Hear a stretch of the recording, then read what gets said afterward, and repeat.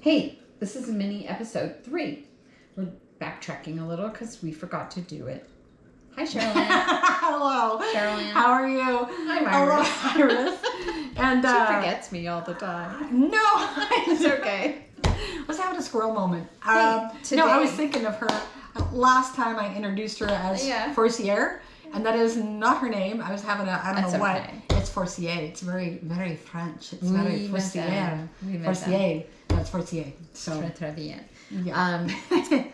Okay, so this is important. I was driving here today, and Cheryl Ann has experienced something very traumatic, which I'm surprised she's not in therapy for. I'm going to have to go to therapy for her, I think. Because she had 10 trees fall on her house. So this is a PSA to renters, homeowners, anyone, everyone. And when what made that think? Well, I was driving so here, what made you think of that? Well, I thought of your neighborhood, and I thought this is so sad that one young girl passed away because of it. A tree. She was just 20 years old. Her house. I thought she was younger even. No, I think she was 20. And it shouldn't have happened. I think too young.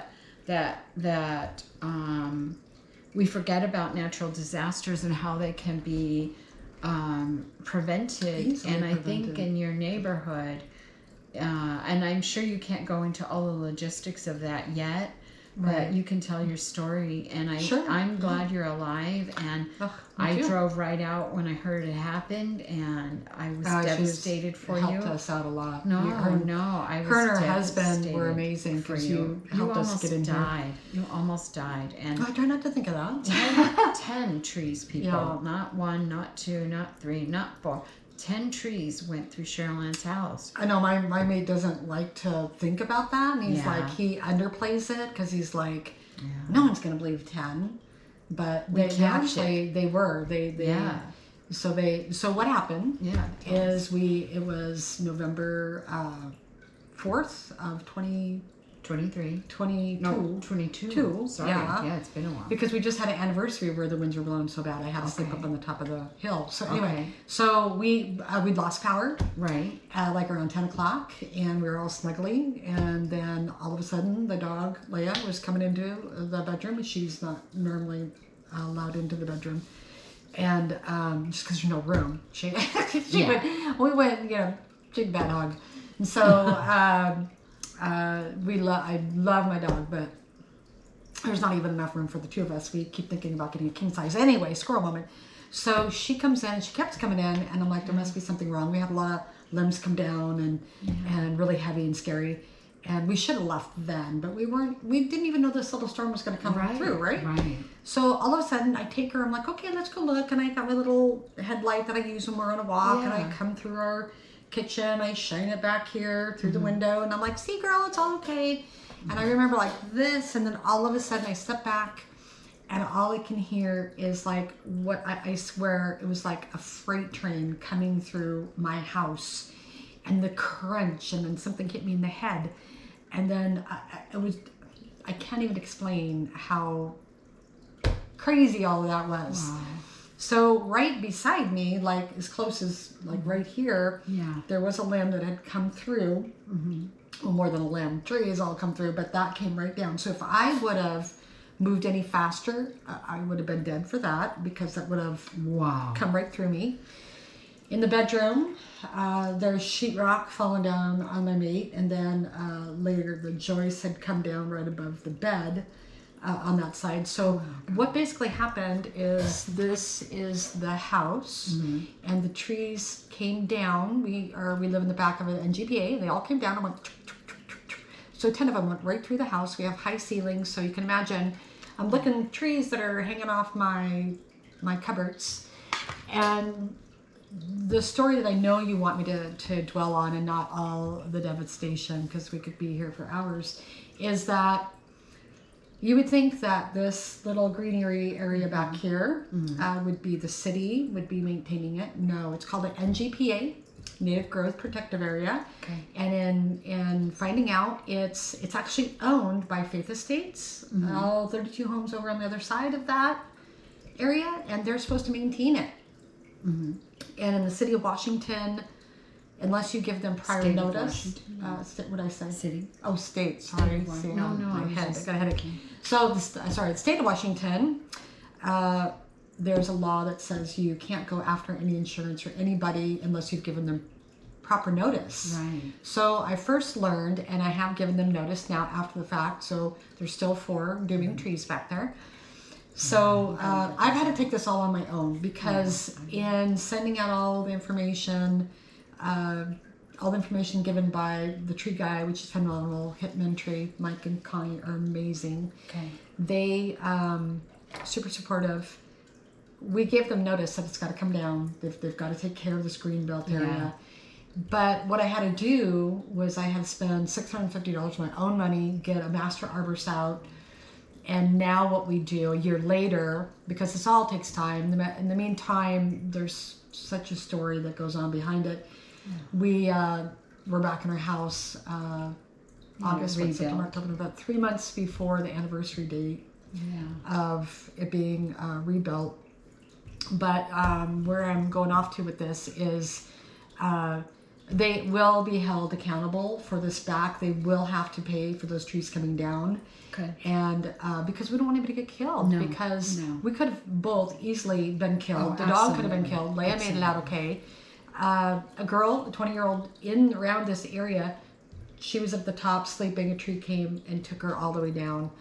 And people need to be aware. So what you're asking me to do is, hey, so if you have any friends or you yourself, you live around trees that are especially cottonwood, because they are very heavy. They can fall at any time. They're shallow rooters, and that's what came down. You send out a notice to your neighbors and make it official. And then you go to the city, so the city knows wherever you're at, what you're doing. Okay. And you can get us being in real estate, we privy to that, but actually the city did provide that for me, so I didn't have to go do that. Okay. And we sent it to everybody that's on those the papers. How is that going, by the way? So now what I have to do is I've got to take now that we've got the arborist information and I'll take pictures of my home. We will put that all together. Okay. We've got the amount that they need to pay to the Tree guy. Okay.